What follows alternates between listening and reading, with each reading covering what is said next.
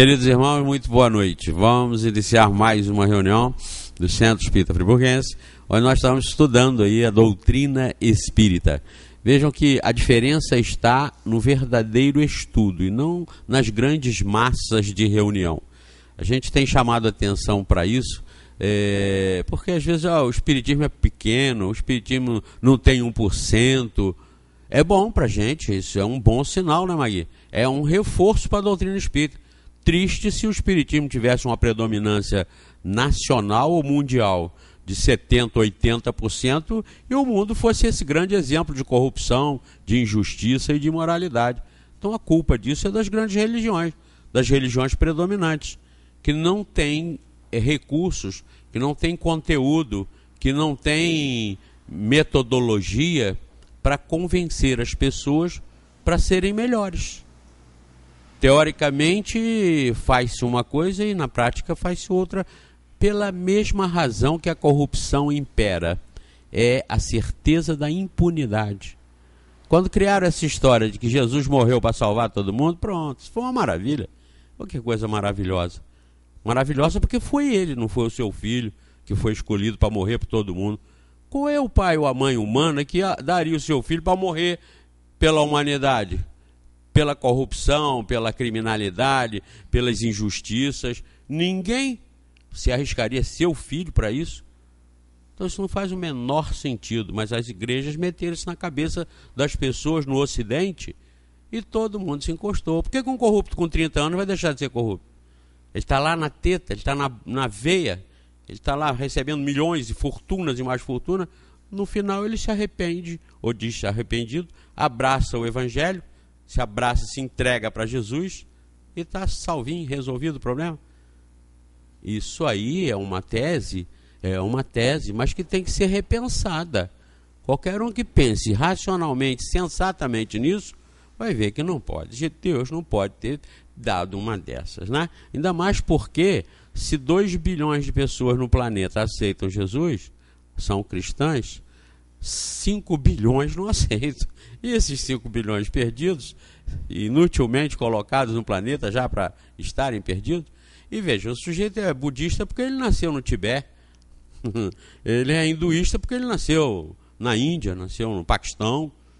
Ele é muçulmano porque ele nasceu no Irã. Então, quem botou essas pessoas no Tibete, no Irã ou na Índia? Foi o Criador.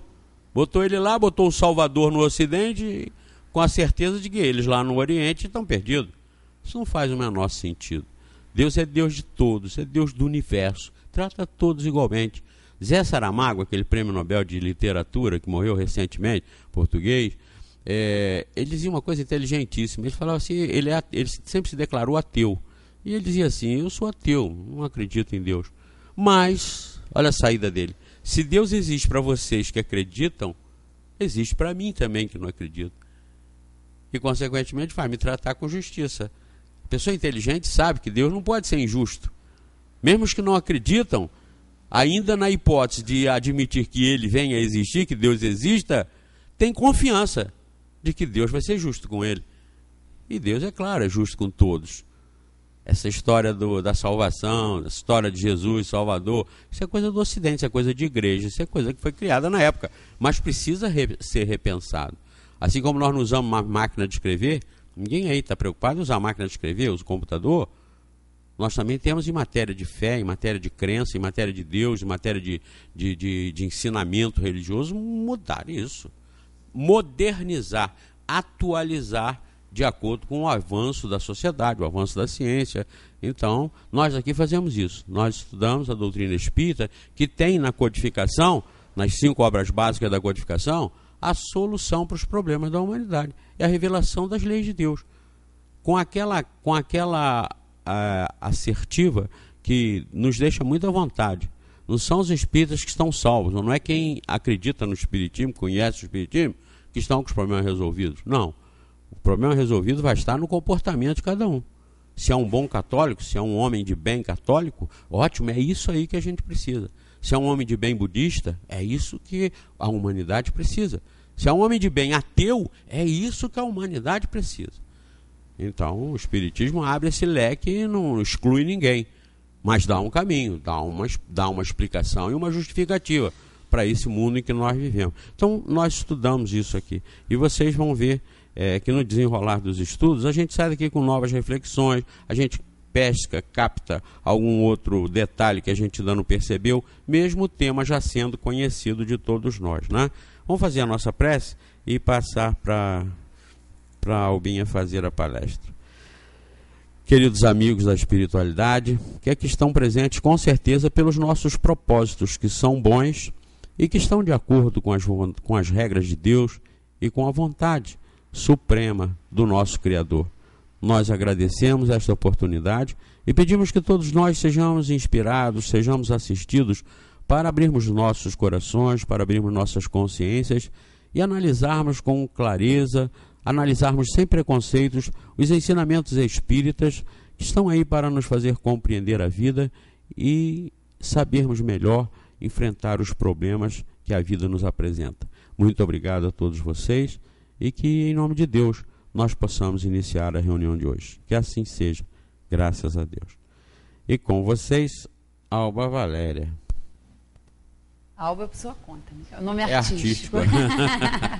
Boa noite a todos. E vamos aproveitar mesmo, né, mais essa oportunidade que é tão preciosa para nós, que é um momento que a gente para nas nossas atividades e que a gente se dedica a esse estudo, a essa reflexão que a doutrina espírita nos oferece e que realmente faz toda a diferença, né, na nossa vida, na nossa existência, porque nos norteia em saber por que nós estamos aqui.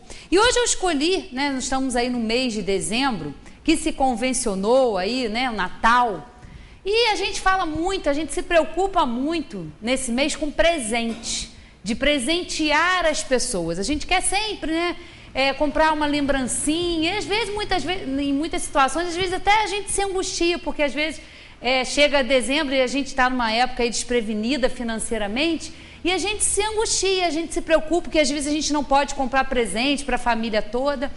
Mas o presente maior que eu acho que a humanidade na totalidade pode receber e que cada espírito tem, que é um presente mais valioso que Deus nos dá, é o esclarecimento, é o conhecimento. Jesus mesmo já dizia: conhecereis a verdade e a verdade vos libertará. Não a verdade que está escrita lá ou colar, não, mas a verdade que são as regras da natureza, que são as regras de Deus, que são as leis de Deus, porque essas realmente são imutáveis. Como a gente vai ver aqui, vai falar um pouquinho dos atributos de Deus, é muito importante para nós. E compreender, mesmo com a nossa inferioridade, com a nossa situação de espíritos inferiores, de espíritos extremamente influenciados pela matéria, vivendo num planeta de provas e expiações, que é o planeta Terra, que é um planeta onde o mal prevalece. Aqui não é um planeta que ainda prevaleça o bem, não. Porque os espíritos que somos nós, que aqui estamos encarnados, ainda temos muitas paixões, muitas dificuldades, muito orgulho, muito egoísmo. Então, o esclarecimento é tudo. Porque quando a gente adquire o conhecimento, nada é perdido. O conhecimento que o espírito adquire é seu, é intransferível. E com ele a gente chega aqui, tem a oportunidade de desenvolver a nossa inteligência, de desenvolver a nossa moralidade. E o que a gente vai levar para o plano espiritual, quando a gente retornar, é essa bagagem. Não é casa, não é carro, não é conta no banco, não é nada disso. Os atributos da alma são intransferíveis, é o que a gente vai levar. As qualidades que a gente adquiriu, as virtudes ou as paixões que a gente ainda não conseguiu vencer, isso sim a gente vai levar. O resto vai ficar aqui, né? O nosso corpo é um instrumento importantíssimo, mas nem ele fica aqui, porque ele é da matéria e ele vai ficar aí para ser reciclado, para ser trabalhado essa matéria. Agora o espírito não, essa essência, isso não se perde nunca. E um dos esclarecimentos aqui é a primeira questão, né, do Livro dos Espíritos, que é o primeiro livro aqui que foi codificado por Allan Kardec. A primeira questão, Kardec pergunta o seguinte: o que é Deus? E a resposta dos espíritos: Deus é a inteligência suprema, causa primária de todas as coisas. Né? O primeiro princípio da doutrina espírita.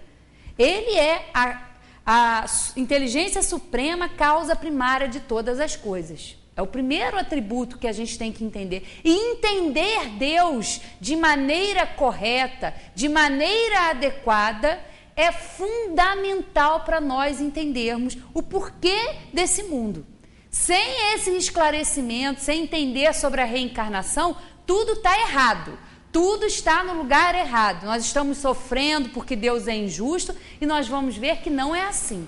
Então, esse esclarecimento é o maior presente que Ele nos deu. Ele permitiu que nós, humanidade, tivéssemos acesso a esse conhecimento. E isso realmente faz a diferença, que vai nos nortear aí na vida. Então, lá na questão 13, onde aí trata dos atributos da divindade, Kardec pergunta o seguinte: quando dizemos que Deus é eterno, infinito, imutável, imaterial, único, todo-poderoso, soberanamente justo e bom, não temos uma ideia completa dos seus atributos? E olha a resposta dos espíritos: do vosso ponto de vista, sim, porque acreditais abranger tudo, mas ficais sabendo que há coisas acima da inteligência do homem mais inteligente, e para as quais a vossa linguagem limitada, as vossas ideias e as vossas sensações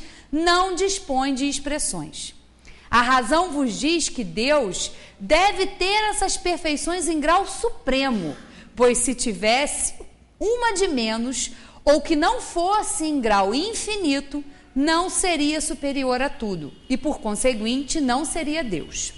Para estar acima de todas as coisas, Deus não deve estar sujeito a vicissitudes e não pode ter nenhuma das imperfeições que a imaginação é capaz de conceber.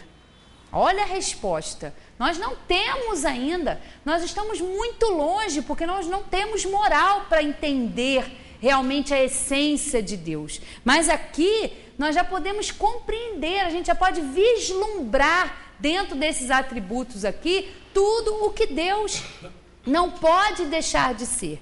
Tudo, basta a gente observar. Que verdade é essa que nós estávamos falando, que Jesus nos recomendou? É essa verdade, é essa fé esclarecida. Não é porque está escrito em algum lugar ou porque alguém disse.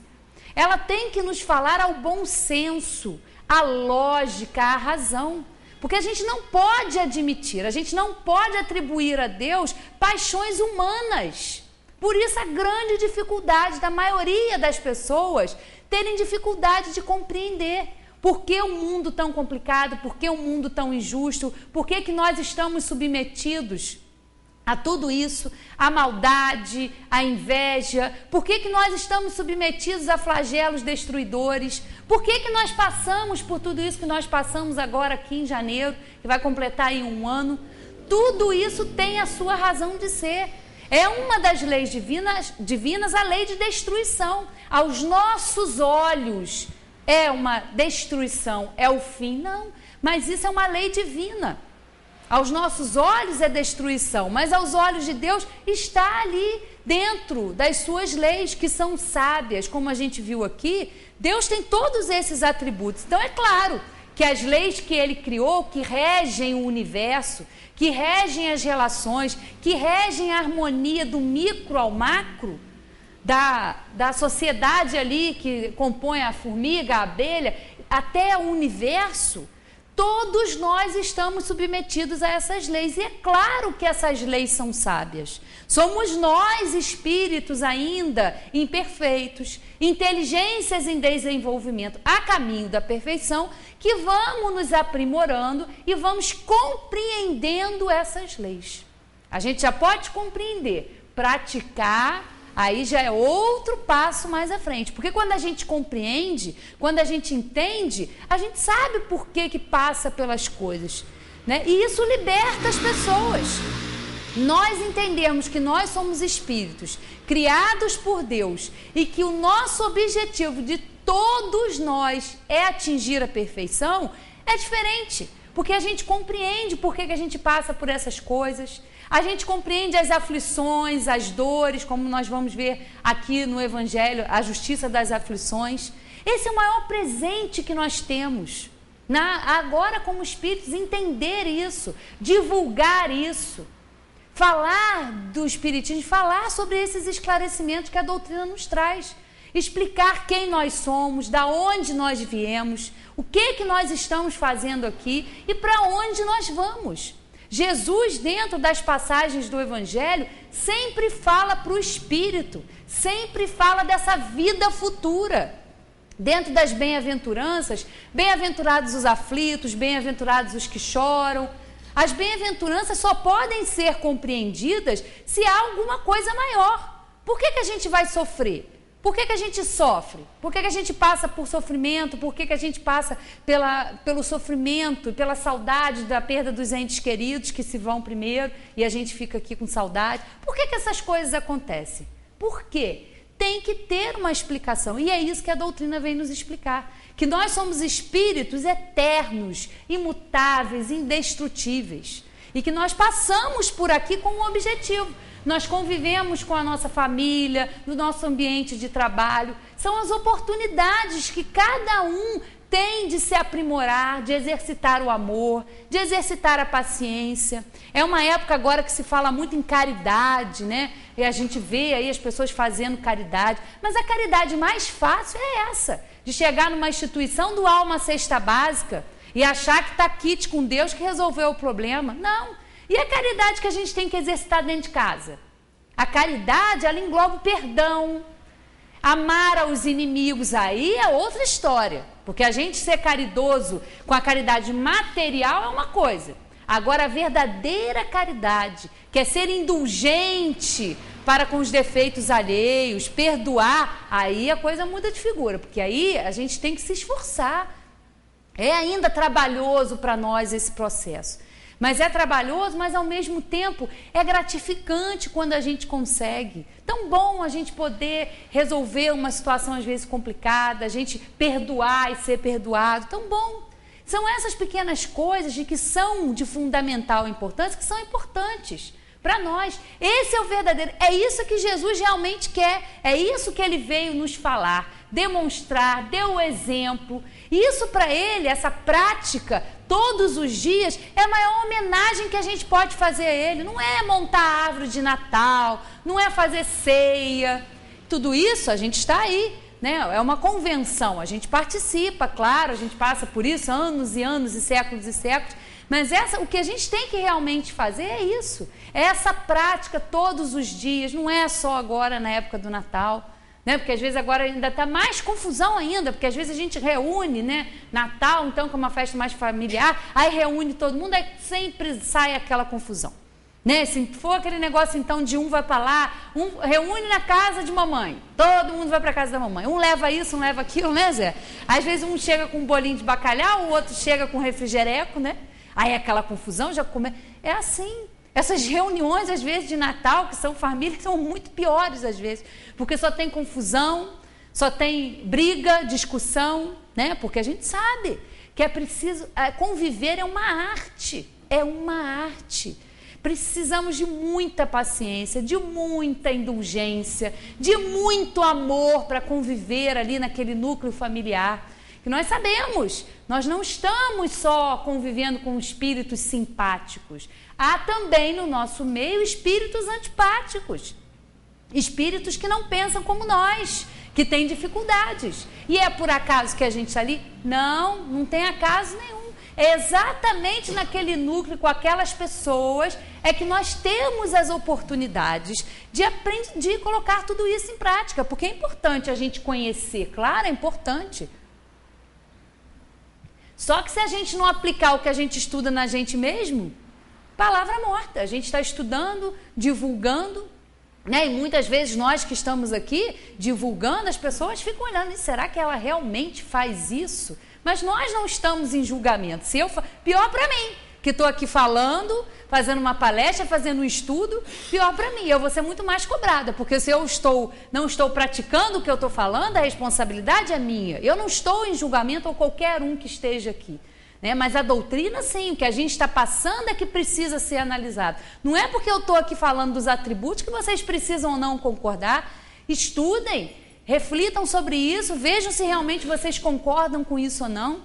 Se diz respeito, se, né, está de acordo com a ideia, com a justiça. Se não, ninguém vai ser condenado por isso. Não é conhecer, como diz Emmanuel, a doutrina espírita que faz a gente salvo, não. O que vai nos fazer salvo é a prática desse amor, dessa indulgência, dessa caridade que Jesus nos falava. Isso é que realmente vai fazer toda a diferença, né? Aí aqui vem um comentário de Kardec desenvolvendo um pouquinho esses atributos. Ó, Deus é eterno. Se ele tivesse tido um começo, teria saído do nada, ou então teria sido criado por um ser anterior.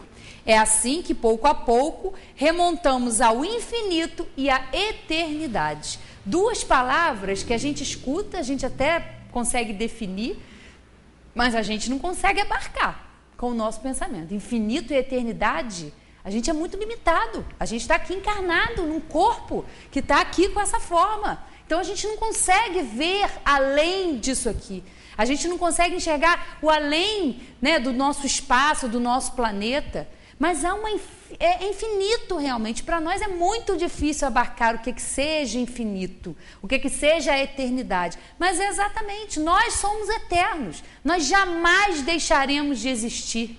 Então é importante para nós esses esclarecimentos, que ora nós vamos receber estando aqui no Ocidente, Nova Friburgo, estudando a doutrina espírita, aqui no Centro Espírita Friburguense. Outra hora nós vamos estar lá do outro lado do mundo. Nascendo em outra religião, em outra cultura, mas o que o nosso espírito adquiriu, o que nós já temos de conhecimento, de virtudes ou de paixões, nós vamos levar conosco. E nós não vamos ficar inerte também, essa história de desencarnar, ir para o céu, ficar lá tocando harpa, sentado na nuvem, que coisa mais chata. Isso é mito, isso é alegoria. Nós vamos continuar trabalhando. É outra lei divina, é a lei do trabalho. Nós vamos continuar, vamos desencarnar, vamos retornar para o plano espiritual, vamos ter acesso ao que nós fizemos em outra existência, na existência que a gente acabou de deixar. E aí, com a ajuda dos espíritos, vamos fazer novas escolhas para a gente retornar à matéria, para a gente continuar o nosso trabalho, porque o trabalho espiritual ele é individual, ele é intransferível. A gente pode contribuir para a evolução das pessoas, mas cada um tem que trabalhar por si. É o autoconhecimento, que também é trabalhoso. Se autoconhecer, admitir as nossas inferioridades, não é fácil. Não é fácil, nos incomoda, é uma pedrinha no sapato, aquela pedrinha bem agudinha, mas é a única maneira da gente trabalhar isso. Se a gente não admite que a gente é ciumento, que a gente é orgulhoso, que a gente é vaidoso, que a gente é invejoso, nós vamos sempre achar que o problema é do outro. O outro é assim, eu sou assim. Não. Observe você, olhe para dentro. Isso é importante. A gente agora está chegando no final do ano, né? E a gente gosta de deixar a casa arrumada, a gente gosta de faxinar as gavetas, mas nós precisamos faxinar as gavetas da nossa alma. Nós precisamos realmente mexer, tirar aquele lixo, tirar coisas velhas, ideias velhas e mofadas e substituir por outras novas. Abrir essas gavetas para elas serem arejadas, para elas serem limpas. E isso a gente faz através do autoconhecimento, dessa higiene mental, dessa faxina da nossa alma, dos recantos, daquelas coisas que a gente não gosta de admitir. Dói nós quando a gente se depara fazendo certas coisas. Eu ainda realmente sou assim. Mas é necessário. Se a gente não admite, a gente sempre vai colocar a culpa no outro. Eu sou assim porque fulano é assim. Não, você é assim porque você é assim. Nós somos assim porque nós temos essas inferioridades. Então, trabalhar isso é necessário. Não há outro caminho sem ser o do autoconhecimento, o do aprimoramento. E nós temos aqui, né, esse verdadeiro presente aqui nas nossas mãos, que é a doutrina espírita. Outro atributo, é imutável. Se ele estivesse sujeito a mudanças, as leis que regem o universo não teriam nenhuma estabilidade. É imaterial quer dizer, sua natureza difere de tudo o que chamamos matéria, pois de outra forma ele não seria imutável, estando sujeito a transformações da matéria. É o único. Se houvesse muitos deuses, não haveria unidade de vistas nem de poder na organização do universo. Então tem essa história de ficar a eterna disputa, a eterna guerra entre o bem e o mal, a eterna guerra entre Deus e Satanás.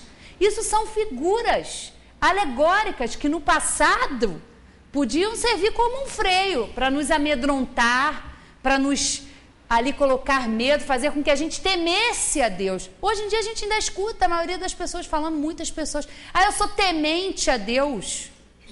Temente a alguém é quando a gente tem medo. É quando a gente teme, quando a gente tem medo de ser punido, de ser castigado. E nós não estamos aqui para ser punidos, para sermos castigados. Não. Nós estamos aqui para aprimorar a nossa inteligência, aprimorar a nossa moral.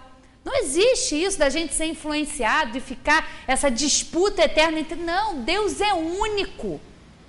Não tem ninguém tão poderoso quanto Ele. E nem Ele iria criar alguém para Ele ficar jogando, ou para ter o que fazer, né? Para Deus ter o que fazer, ficar lá, tendo que ficar na disputa. Isso não existe. Isso é uma figura do passado, alegórica, que ainda mantém muitas pessoas na ignorância, porque as pessoas são tementes a Deus, têm medo de Deus. Nós não temos que ter medo de Deus. Nós temos que compreender, claro que de uma forma limitada, de uma forma apropriada ao nosso desenvolvimento. Nós somos espíritos inferiores, como a gente quer, a gente mal se entende, a gente mal consegue se aprimorar, se autoconhecer, ainda quer achar que é digno de conhecer alguma coisa, de conhecer os atributos de Deus. Não, isso aqui já nos dá uma ideia, mas essa coisa de que há essa disputa, isso é realmente uma alegoria, né? É todo poderoso, porque é único. Se não tivesse o poder soberano, haveria alguma coisa mais poderosa ou tão poderosa quanto ele, que assim não teria feito todas as coisas. E aquelas que ele não tivesse feito, seriam obras de um outro Deus. É soberanamente justo e bom. A sabedoria providencial das leis divinas se revela nas menores como nas maiores coisas. E esta sabedoria não nos permite duvidar da sua justiça nem da sua bondade. A gente aqui compreende muito bem, soberanamente justo e bom. Então, tudo o que nos acontece, tudo a que nós estamos submetidos também é justo. Porque como nós vimos, né, inteligência suprema, a causa primária de todas as coisas, então tudo o que acontece é permitido. E aí a gente vem aqui para o Evangelho, justiça das aflições. As compensações que Jesus promete aos aflitos da terra só podem realizar-se na vida futura. Sem a certeza do porvir, essas máximas seriam um contrassenso, ou mais ainda, seriam um engodo. Mesmo com essa certeza, compreende-se dificilmente a utilidade de sofrer para ser feliz. Diz-se que é para haver mais mérito. Mas então, se pergunta, por que uns sofrem mais que os outros? Por que uns nascem na miséria e os outros na opulência, sem nada terem feito para justificar essa posição? Por que para uns nada dá certo, enquanto para outros tudo parece sorrir? Mas o que ainda menos se compreende é ver os bens e os males tão desigualmente distribuídos entre o vício e a virtude. Ver homens virtuosos sofrer ao lado de malvados que prosperam, né? Zé Manuel estava falando aí da corrupção, porque a gente olha mesmo, nossa, mas, né, é difícil a gente até se manter com uma postura moral e ética diante, porque todo mundo faz, eu vou fazer também. É tanta corrupção, é tanta impunidade, que o que tem eu fazer também? Se todo mundo faz, eu vou fazer também, não vai fazer diferença. Olha o pensamento, né? A fé no futuro pode consolar e proporcionar paciência, mas não explica essas anomalias que parecem desmentir a justiça de Deus. Entretanto, Desde que se admite a existência de Deus, não é possível concebê-lo sem as suas perfeições infinitas. Ele deve ser todo-poderoso, todo justiça, todo bondade, pois sem isso não seria Deus. E se Deus é soberanamente justo e bom, não pode agir por capricho ou com parcialidade. As vicissitudes da vida têm, pois, uma causa, e como Deus é justo, essa causa deve ser justa. Eis do que todos devem compenetrar-se. Deus encaminhou os homens na compreensão dessa causa pelos ensinos de Jesus. E hoje, considerando-os suficientemente maduros para compreendê-la, revela por completo através do Espiritismo, ou seja, pela voz dos Espíritos. Então, aqui nesse trechinho do Evangelho, fica muito claro a justiça das aflições. Qualquer que for a natureza, né? Aí vai aqui no desenvolvimento, que temos causas atuais das aflições e temos causas anteriores das aflições. Nós não estamos aqui pela primeira vez e provavelmente não estaremos. Não vai ser a nossa última encarnação no planeta Terra. Nós ainda temos muito trabalho a fazer em nós. Temos muitas coisas para aprimorar, muito orgulho, muita vaidade, muito egoísmo ainda a extirpar dos nossos corações. Porque nós queremos tudo de bom para nós. Nós ainda temos isso prevalecendo. E o egoísmo, ele é o pai de todas as paixões. Porque o egoísmo é a importância que a gente dá ao ego. A importância que a gente acha que tem. Nós somos importantes? Somos. Claro que nós somos importantes. Muito importantes. Nós fomos criados por Deus. Mas não essa importância que alimenta a vaidade, de nos acharmos melhores do que os outros. Não. Todos nós somos importantes. Outra lei divina, lei de sociedade. Nós vivemos em sociedade. Todos são importantes nesse mecanismo de convivência. Nós temos lá aqueles agricultores, aquelas pessoas, os padeiros, agricultores, que levantam aí muito cedo para quando a gente levanta, a gente ir a uma padaria, ou a gente poder ir a um mercado, comprar, para estar lá comendo na nossa mesa. Teve alguém que teve que trabalhar, teve alguém que teve que se esforçar para trabalhar na lavoura, para levantar às 5 horas da manhã para trabalhar. E assim funciona o mecanismo. Todos nós somos importantes. Todos nós temos que fazer a nossa parte. Todo trabalho é digno. Não há nenhum trabalho que seja inútil. Não, todo trabalho é digno, tem que ser respeitado, porque é essa engrenagem que a gente vive. Então, tudo que nos acontece, tudo que nos cerca, tem a sua razão de ser. Nós não passamos por nada por acaso. Nós não passamos aí por essa tragédia de janeiro à toa. Não. A gente já falou aqui muitas vezes sobre isso, sobre esses flagelos destruidores, porque nós estamos submetidos a isso, a essa lei de destruição. Aos nossos olhos é uma lei de destruição, mas há uma movimentação no desencarne, no reencarne desses espíritos que perecem ali com seus corpos físicos, mas que têm a oportunidade de trabalhar, de se desenvolver na espiritualidade. E nós temos um papel fundamental para ajudar esses irmãos que ainda continuam, não se desligaram ainda dessa tragédia, tanto encarnados quanto desencarnados. Todos nós ficamos realmente apreensivos agora, nessas épocas de chuva, mas nós temos que trabalhar a confiança em Deus. Muitas pessoas a gente escuta falando, não, porque agora vai começar, meu filho já está de férias, leva as crianças todas embora, mas um pânico, uma coisa. E quando a gente tem que passar pelas coisas, a gente vai passar. Se não for aqui, com uma barreira, pode ser que enquanto a gente esteja na Serra Mar, ou a gente esteja em qualquer outro lugar, nós vamos estar aí, vamos passar por essa situação. Então, nós não temos que nos amedrontar, nós temos que ter, sim, essa fé esclarecida, compreender que nós somos espíritos, que estamos aqui de passagem. Nós não somos um corpo, nós estamos num corpo momentaneamente, naquele período em que nós convivemos com os nossos entes queridos, com os nossos amados.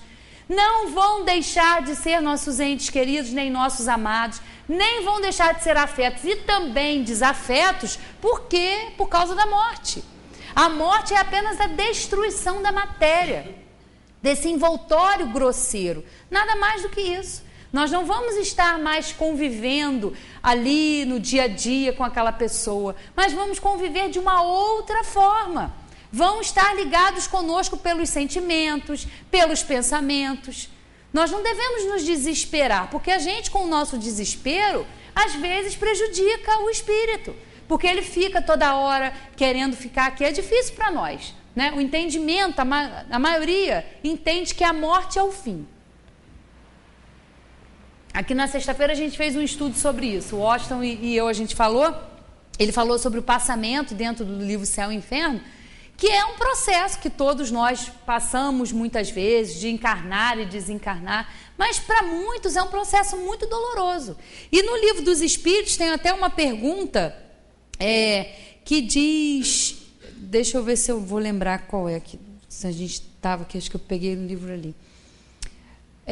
Se o Espiritismo exerce alguma influência, deixa eu ver onde que está, vou lembrar, daqui a pouco ela aparece aqui. Se o Espiritismo se ela exerce, se o conhecimento do Espiritismo exerce alguma influência nessa perturbação, nesse após desencarne, porque todos nós passamos por aqueles momentos, né, depois da morte, que nós estamos meio perturbados, que há aquela espécie de sonolência. E aí o Kardec pergunta. Não, não é essa não. Daqui a pouco ela vem aqui na mente. Mas exerce alguma influência? Eles dizem que sim. Porque nós, já entendendo a situação antecipadamente, é claro que nos facilita. Mas a prática do bem e a consciência tranquila é que vão realmente exercitar maior influência nessa posição que nós vamos nos encontrar depois que nós desencarnarmos. Porque a gente sabe que quanto mais o espírito é apegado, mais ele gosta da matéria, mais ele gosta dessa influência, mais difícil é ele deixar. Ele vai desencarnar, mas ele vai continuar ligado àquele núcleo familiar, às suas atividades profissionais. Vai continuar querendo exercitar o que ele fazia quando estava encarnado. E a gente sabe que não vai ser mais possível.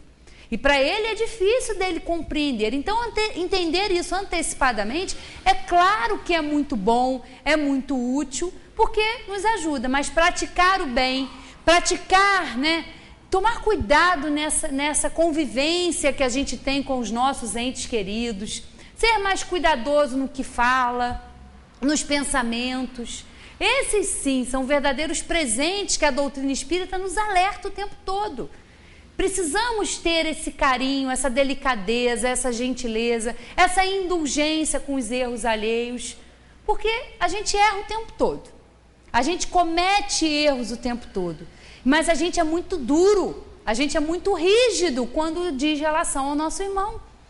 Dentro do Livro dos Espíritos, quando Kardec perguntou o que é a caridade, né? Qual é a definição de caridade? E eles dizem, a caridade envolve tudo isso, essa indulgência, era essa caridade que Jesus falava. E a gente sabe que fora da caridade não há salvação, fora dessa prática, fora desse cuidado na lida com o nosso semelhante, a gente vai ficar realmente aí desorientado. Então a gente sabe que é importante. Aí continuando aqui, causas atuais, para a gente só ler um pedacinho aqui.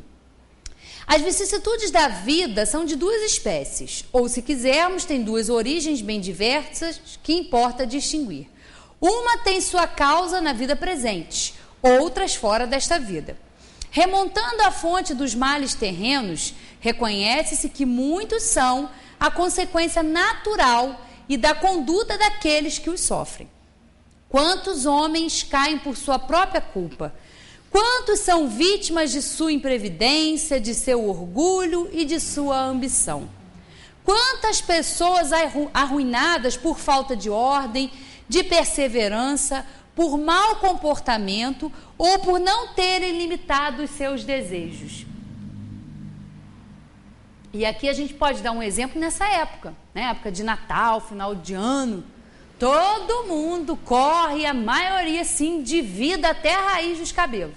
Compra, impulsionado pelo consumo e às vezes coisas desnecessárias, vão se endividar aí, vão ficar o resto do ano tendo que se desenrolar aí financeiramente, porque querem demais, querem o que não podem ter, querem além do que o seu salário pode pagar. Muitas pessoas se enrolam em dívida de cartão de crédito, em cheque especial, e quando realmente vai ver, faz ali um levantamento, coloca no papel, nossa, mas para que eu comprei isso? Né? Ou a gente vai fazer essa arrumação que a gente gosta de fazer no final do ano, abre a gaveta, tem roupa até com etiqueta. Gente, para que eu comprei isso? Não usei isso. Sapato, né? A roupa novinha, com etiqueta, a gente não usou uma vez. Né? A gente tem que observar uma regrinha que vale. Quando a gente vai arrumar, se a gente se deparar com alguma roupa que a gente nunca usou nos últimos 3 anos, provavelmente a gente não vai usar mais. Então, doa para alguém, faz uma doação, tem tanta gente precisando. Né? A gente é impulsionado pelo consumo e tem que ter, às vezes desnecessariamente.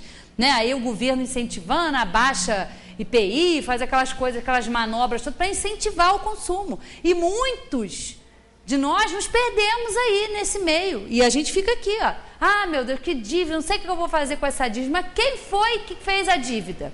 Não foi seu vizinho que comprou no seu nome, foi você que fez. Então, a gente tem que observar isso. A gente quer demais às vezes. Claro que é importante a gente ter as coisas, a gente trabalhar para ter o nosso conforto. Ninguém está dizendo que ter as coisas é um pecado, que a gente vai ser condenado por isso, não. Mas é um consumo inteligente, um consumo do que é necessário, não do que é além. Né? Às vezes a gente se coloca nessas situações pela gente mesmo, né? Quantas uniões infelizes porque resultaram dos cálculos do interesse ou da vaidade, nada tendo com isso o coração. Quantos pais infelizes com os filhos por não terem combatido as suas más tendências desde o princípio. Né? As crianças agora ficam enlouquecidas, querem tudo, querem todas as coisas mais modernas. E às vezes o pai, coitado, não tem condições de dar aquilo para o filho, e a criança fica revoltada porque tem que ter, está acostumada a ter. Né? É isso aí, porque não combatem aí as más tendências desde o princípio. Por fraqueza ou indiferença, deixaram que se desenvolvessem neles os germes do orgulho, do egoísmo e da tola vaidade que ressecam o coração. Que todos os que têm o coração ferido pelas vicissitudes e as decepções da vida, interroguem friamente a própria consciência, que remontem passo a passo a fonte dos males que os afligem, e verão se na maioria das vezes não podem dizer: se eu tivesse ou não tivesse feito tal coisa, não estaria nessa situação. A quem, portanto, devem todas essas aflições, senão a si mesmos? O homem é, assim, num grande número de casos, o autor de seus próprios infortúnios. Mas, em vez de reconhecê-lo, acha mais simples e menos humilhante para a sua vaidade acusar a sorte, a providência, a falta de oportunidade, sua má estrela, enquanto na verdade sua má estrela é a sua própria incúria. A lei humana, aí vem aqui, deixa eu ver um trechinho, ó, causas anteriores das aflições. Mas se há males nesta vida de que o homem é a própria causa, há também outros que, pelo menos em aparência, são estranhos à sua vontade e parecem golpeá-lo por fatalidade.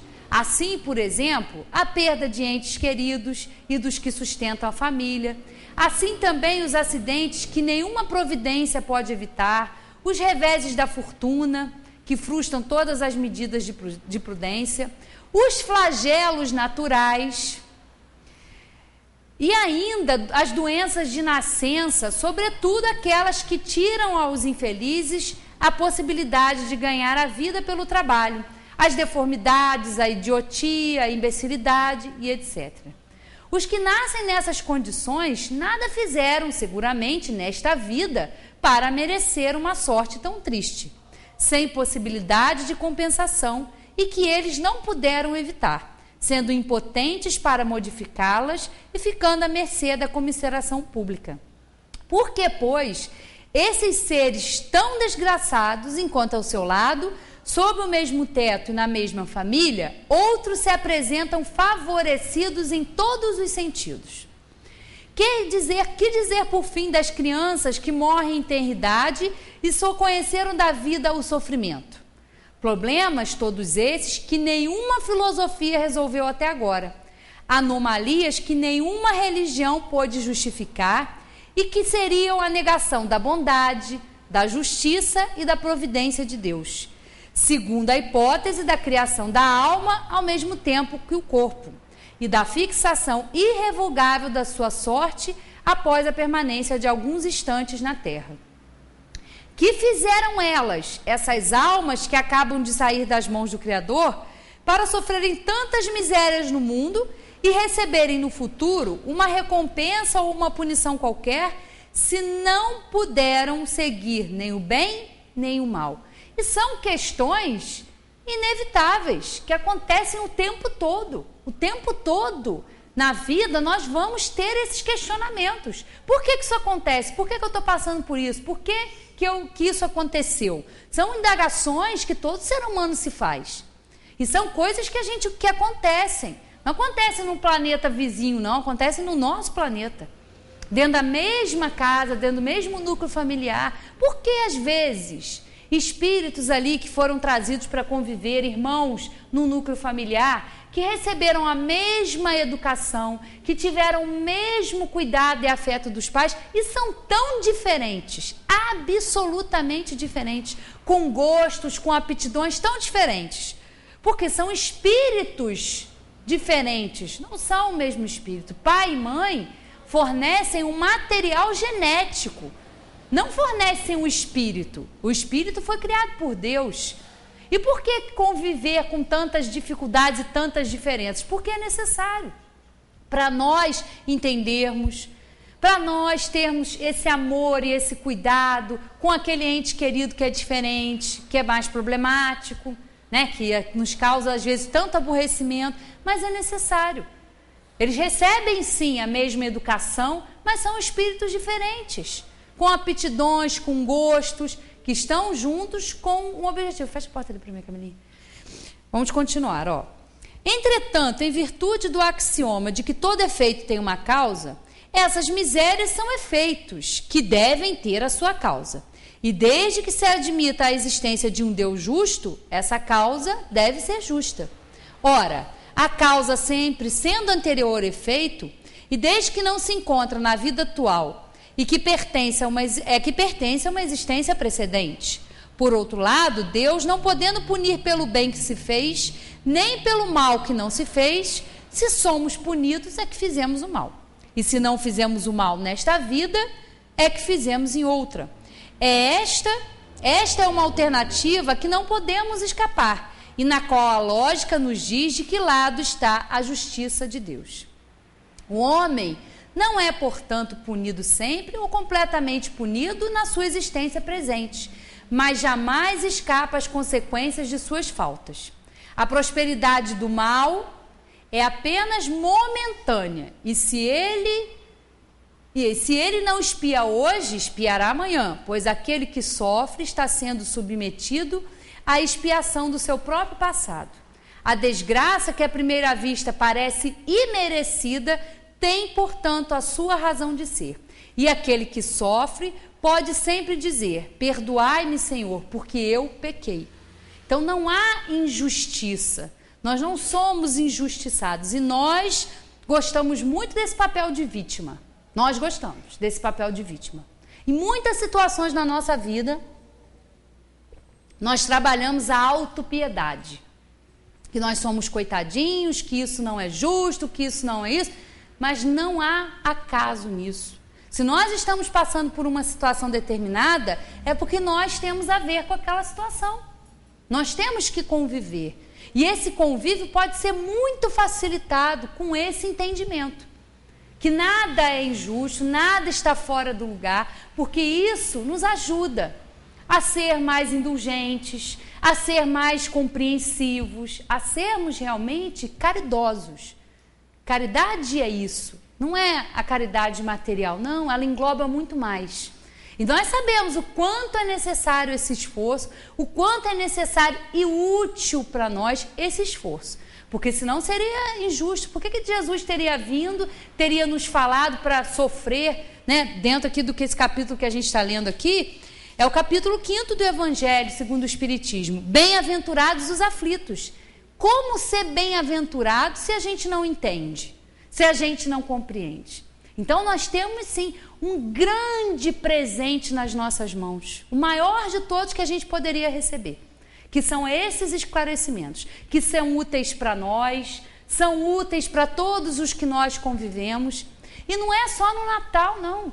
Em todos os dias da nossa vida, nós temos essas oportunidades.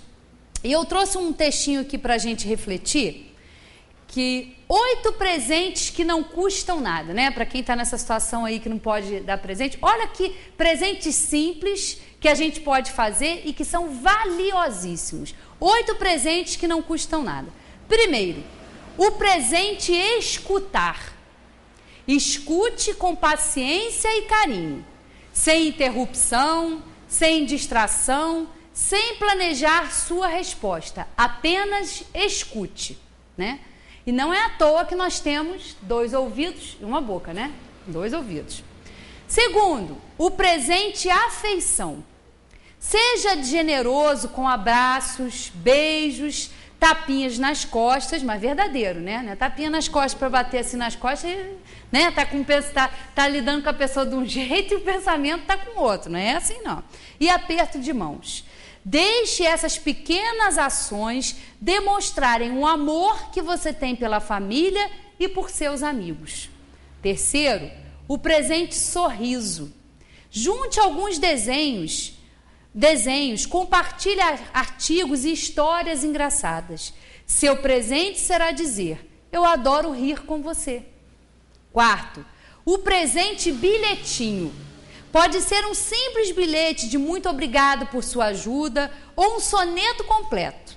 Um breve bilhete escrito à mão pode ser lembrado pelo resto da vida e pode mesmo mudar uma vida.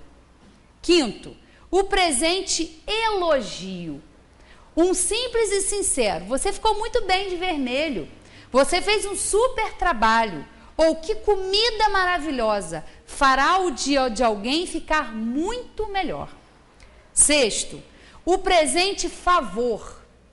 Todo dia faça algo amável, ajude seu próximo, sem esperar nada em troca, além do prazer de ter feito algo de bom.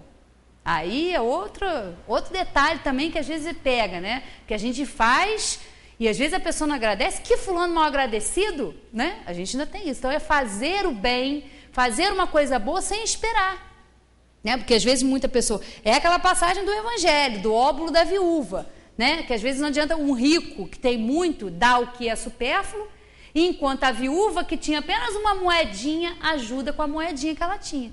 Então é dar sem esperar em troca, é fazer o bem por fazer o bem. Sétimo, o presente solidão. Tem momentos em que nós não queremos nada mais do que ficar sozinhos.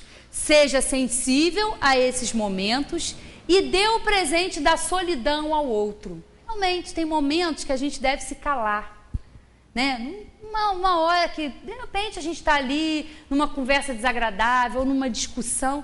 Então, vamos ficar em silêncio, a gente se retira, deixa a pessoa digerir aquilo ali, porque como a gente faz a digestão, né, dos alimentos, a gente precisa aprender a respeitar a digestão emocional do outro.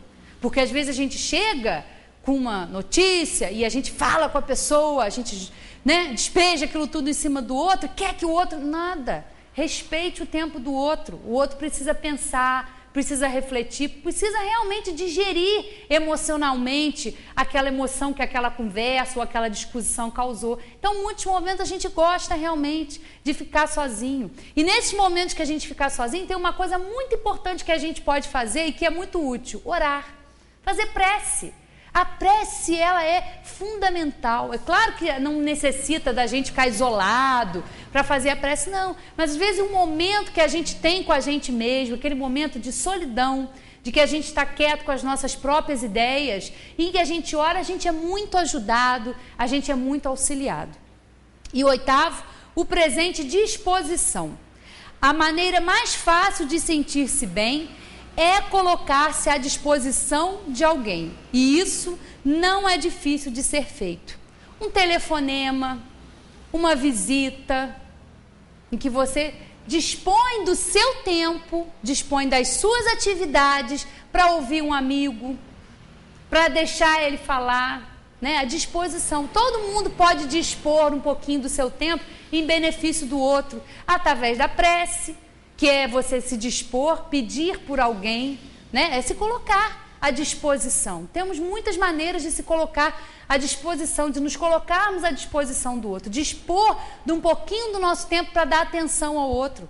São presentes que não custam nada, que ninguém precisa ter cartão de crédito para utilizar, mas são presentes simples e que a gente pode oferecer aos nossos entes queridos, aos nossos amigos, todos os dias da nossa vida.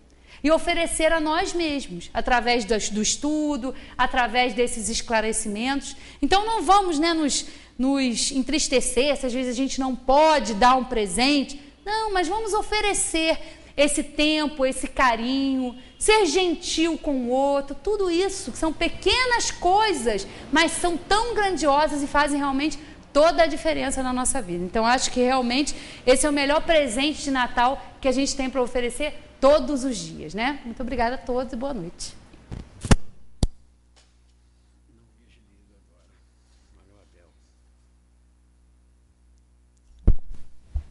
Bem, queridos, são reflexões sempre oportunas, principalmente nessa época que nós chegamos ao todo final de ano.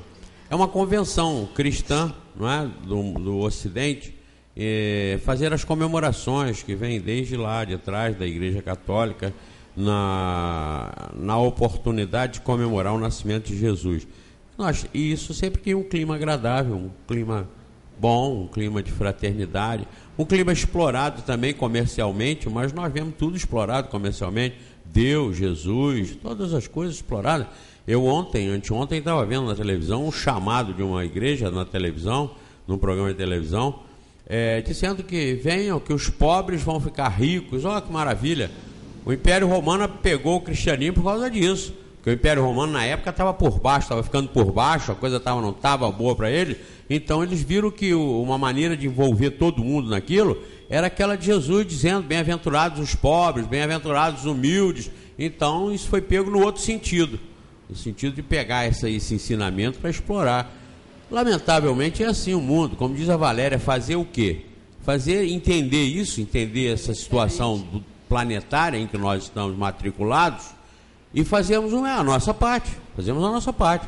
Ninguém entra para a escola para ser reprovado, como ela disse aqui, ninguém vem para a reencarnação para sofrer. Todos nós viemos para a escola para aprender. A reencarnação é a mesma coisa, nós não reencarnamos para sofrer, para ser punido, nós reencarnamos para continuar progredindo. A punição, o sofrimento é um retorno das nossas ações. Agiu errado, a reação é negativa. Agiu positivamente, agiu beneficamente, agiu certo, a reação é positiva. Então, o sofrimento na vida é uma circunstância, um incidente de percurso em função das nossas próprias ações, das nossas próprias maneiras de agir e de entender as coisas, né?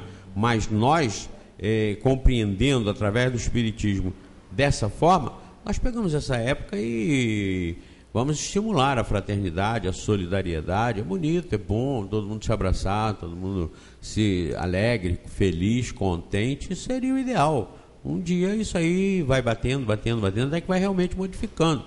Os que vão mudando, como nós já falamos, e como ensina o Espiritismo, os que vão mudando vão continuando o progresso, vão para outros mundos melhores do que esse. Os que não mudarem vão continuando, vão ficando por aqui mesmo e vão tocando, e vamos que vamos, como diz alguns comunicadores, né?